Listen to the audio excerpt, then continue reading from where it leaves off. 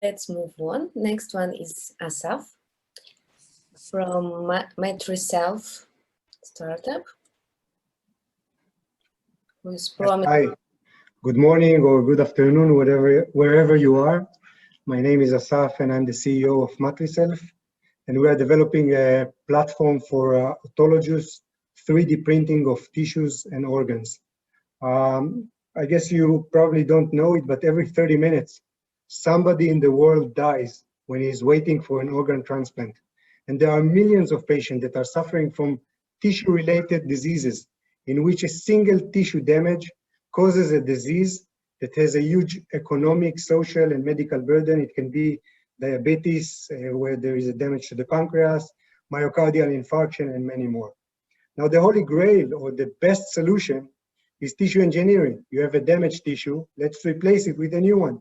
And there are many companies in the field of tissue regeneration, but they usually use synthetic materials or allogeneic cells, foreign cells, that usually trigger the immune response and lead to organ rejection. Now, envision a day that we will have a technology that will enable us to produce personal tissues and organs, taking a biopsy from the patient and create tissue for him. Try to imagine a technology so advanced, it was used to 3D print the first ever human printed heart. Well, you don't need to imagine anymore, because this is exactly what we do. We print organs and tissues for patients. We already know how to print cardiac patches like you see here. We know how to create dopaminergic implants for Parkinson's disease. We know how to create orbital implants for age-related macular degeneration. But the main focus of our company is spinal cord injury. You can see here Yariv Bash, the co-founder of Space.il, who's in a wheelchair. And he said in one of his interviews that humanity succeeded in reaching space, but the 2 centimeters that are missing in his cord, nobody were ever able to complete. And unfortunately, Yariv is not by himself. There are 17,000 new cases only in the US every year, which means an irreversible loss of motor, sensor, and autonomic function, and a very, very high cost of this disease.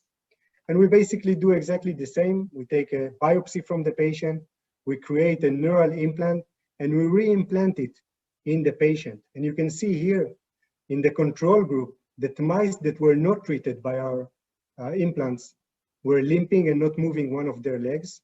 And when we used our implants, all mice regained their walking abilities. So we are currently planning a phase 1/2A clinical trial in humans for spinal cord injuries.